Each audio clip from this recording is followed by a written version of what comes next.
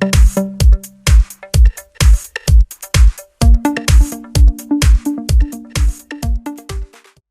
I have Honor 8X, and let me show you how to reset camera on the following device. So at the very beginning, let's start by using your home screen. Let's use the camera icon. Choose the settings in that corner of the screen. Let's scroll down, and here let's choose Restore Defaults. So the camera settings will be restored to their default values. If you are aware of this and you would like to accomplish that operation, let's tap OK. And that's it, you just reset the camera information and the camera settings. As you can see, for example, right now, you can also enable or disable the permissions.